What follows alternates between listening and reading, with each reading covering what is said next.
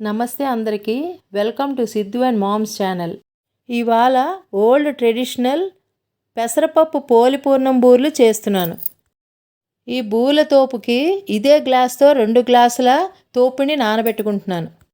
ఈ తోపుపిండి విషయంలో మనం యూజువల్లీ 1 గుండు మినపప్పు 2 బియ్యం చప్పున నానబెట్టి ఐదర్ వెట్ గ్రైండ్ ఆర్ మిక్సీలో గ్రైండ్ చేసి ఉప్పు బెల్లం కలిపి నానబెడతాం. నేను అలాగే చేసేదాన్ని. అయితే ఒకసారి క్యాటరర్స్ దగ్గర తెలుసుకున్న ఒక టిప్పు నేను మీతో షేర్ చేసుకుంటున్నానండి. 1 మినపగుండు 2 బియ్యం చొప్పున మనకి ఎంత కావాలో అంత క్వాంటిటీ తీసుకుని అదే రేషియోలో మిల్లు పట్టించి ఇంటికి తీసుకొచ్చాక జల్లించి అది రూమ్ టెంపరేచర్కి బాగా చల్లారాక జిప్లాక్ కవర్స్లో పెట్టుకుని ఫ్రిడ్జ్లో స్టోర్ చేసుకుంటే ఎన్నాళ్ళైనా ఫ్రెష్గా ఉంటుంది. మనం బూరెలు చేసుకునేటప్పుడు అందులోంచి మనకి ఎంత కావాలో అంత క్వాంటిటీ తోపుపిండి తీసుకుని నానబెట్టుకోవాలి. అందులో ఉప్పు బెల్లం కలుపుకుని పిండి కొంచెం గట్టిగా కలుపుకోవాలి. అది కనీసం 4 గంటలైనా పిండి నానాలి. అప్పుడే బూరెల తోపు ఎక్సలెంట్గా వస్తుంది. ఇది ఫస్ట్లో గట్టిగా ఉన్న 4 గంటల తర్వాత నానాక అది కొంచెం లూజ్ అవుతుంది. అది మనకి సరిపోతుంది. ఇలా చేయడం వల్ల మనం పప్పు నానబెట్టుకోవడం గ్రైండ్ చేయడం ఇవేమీ చెయ్యక్కర్లేదు. పైగా ఈ మెథడ్లో చేయడం వల్ల తోపు పల్చగా అటు బూరె నూనెలో చీదీయకుండా చాలా బాగా కుదురుతున్నాయి. అందుకే ఈ టిప్ మీతో షేర్ చేసుకుంటున్నాను. ముందు బూరెల తోపు నానబెట్టుకుందాం.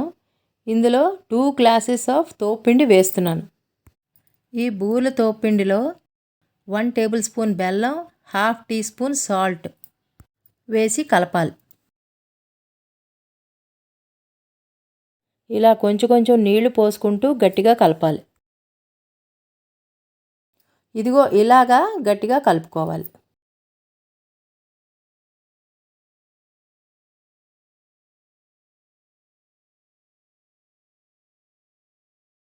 కలిపాక మూత పెట్టి పక్కన పెట్టుకోవాలి. కనీసం 4 గంటలు నాననివ్వాలి. బూరెలకి పెసరపప్పు నానబెడుతున్నాను. ఇదే గ్లాస్తో 2 గ్లాసులు పోసి నానబెట్టుకుంటున్నాను. పెసరపప్పు 2-3 సార్లు కడిగేసి ఇందులో నీళ్లు పోసుకొని నానబెట్టుకోవాలి. ఇది కనీసం 2 గంటలు నాననివ్వాలి.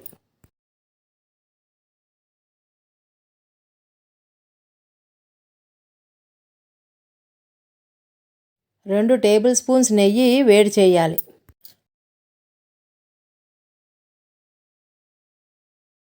ఒక కొబ్బరికాయ కొట్టి తురుము చేసుకుని ఈ నేతిలో వేసుకోవాలి. నేతిలో కొబ్బరి వేగితే టేస్ట్ చాలా బాగుంటుంది. ఈ కొబ్బరి ముక్కలు చేసుకుని మిక్సీలో పట్టే కంటే ఇలా తురుముకుంటేనే చాలా బాగుంటుంది. వేగిపోయింది, తీసి చల్లార్చుదాం. పెసరపప్పు నానిన తర్వాత శుభ్రంగా 2-3 సార్లు కడుక్కొని ఇది వెట్ గ్రైండర్లో వేసి గ్రైండ్ చేస్తున్నాను. గ్రైండ్ చేసేటప్పుడు ఇందులో నీళ్లు వేయకూడదు. జస్ట్ ఆ నీళ్ళల్లోంచి తీసిన పెసరపప్పు వేసి గ్రైండ్ చేస్తే సరిపోతుంది. ఇది గట్టిగా మెత్తగా గ్రైండ్ చేసుకోవాలి. ఇలా వెట్ గ్రైండ్ చేసుకోవడం వల్ల ఈ పెసరపిండి ఇడ్లీలా ఆవిరిలో ఉడికిస్తాం కదా, వాటిని చిదిపేటప్పుడు చాలా సులువుగా విడిపోతుంది. అండ్ టెక్స్చర్ కూడా చాలా స్పాంజీగా వస్తుంది. నలిగిపోయింది, ఆపేస్తున్నాను. ఈ ఇడ్లీ రేకులకి ఆయిల్ రాస్తే ఉడికిన పెసరపిండి ఇడ్లీలు ఈజీగా ఊడొస్తాయి.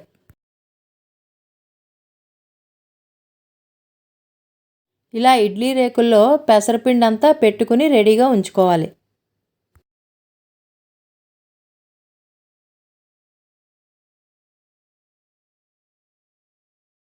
ఇప్పుడు ఇవి ఆవిరి మీద 10 నిమిషాలు ఉడికించాలి.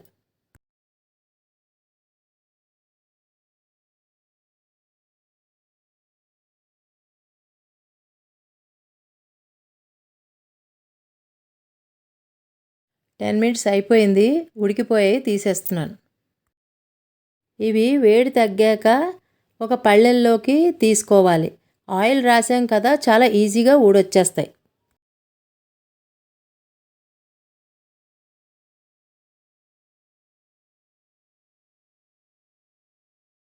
ఇప్పుడు ఒక్కొక్క ఇడ్లీ చేత్తో చిదుపుకోవాలి. ఇది వెట్ గ్రైండ్ చేసాం కనుకనే చాలా ఈజీగా చితపగలుగుతాం. అండ్ టెక్స్చర్ కూడా స్పంజీగా చాలా బాగుంటుంది. ఇది మా అమ్మమ్మ నాయనమ్మ చేసిన ఓల్డ్ ట్రెడిషనల్ మెథడ్ అండి.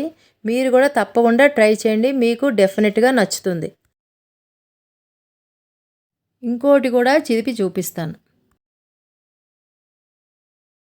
చూసారా, అంతా నలిపిన తర్వాత ఎంత బాగా వచ్చిందో, చక్కగా పువ్వులా విడిపోయింది. ఇది వెట్ గ్రైండ్ చేయడం వల్ల మాత్రమే సాధ్యం. ఇదే పిండి మిక్సీలో గ్రైండ్ చేస్తే హార్డ్గా వస్తుంది. అయితే మాకు టైం లేదు, కష్టం అనుకునే వాళ్ళకి నేను ఒక టిప్ చెప్తాను. పెసరపప్పు నానిన తర్వాత మిక్సీలో కొంచెం కొంచెం గ్రైండ్ చేసి ఆ మొత్తం ఒక కుక్కర్ గిన్నెలో వేసి మధ్యలో ఒక స్టీల్ కప్పు కానీ గ్లాస్ కానీ పెట్టి కుక్కర్లో 10 మినిట్స్ స్టీమ్లో ఉడికించాలి. అది మళ్ళీ ఒక ప్లేట్లో బోర్లిస్తే కేక్ లాగా వస్తుంది.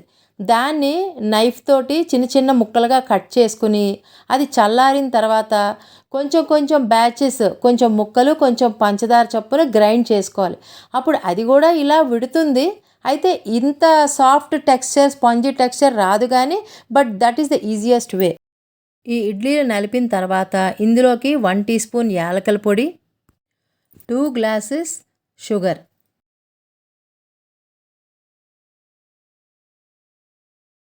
ఇదే గ్లాస్తో 2 గ్లాసుల పెసరపప్పు, అదే గ్లాస్తో 2 గ్లాసుల షుగర్ వేస్తున్నాను.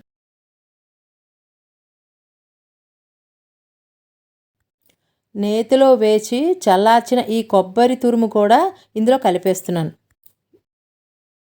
ఇప్పుడు ఇదంతా బాగా కలుపుకోవాలి.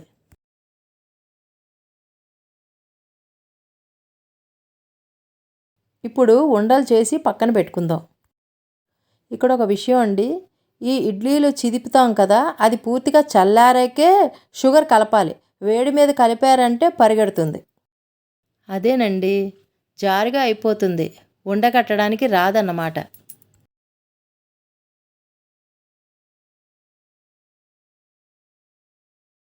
ఇలా ఉండలు కట్టడం పూర్తయింది. ఇప్పుడు బూర్లు వేయించుకోవాలి. ఇప్పుడు ఈ ఉండలు తోపులో ముంచుకుని ఆయిల్లో వేసి వేయించుకోవాలి.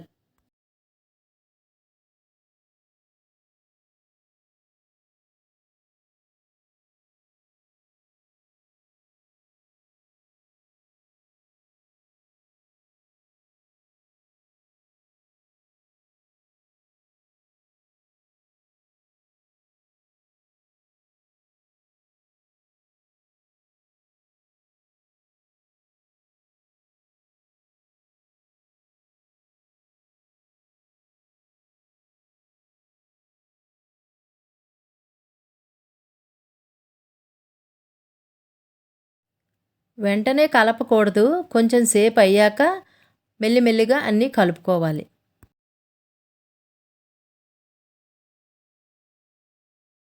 వేగిపోయాయండి, తీసేస్తున్నాను.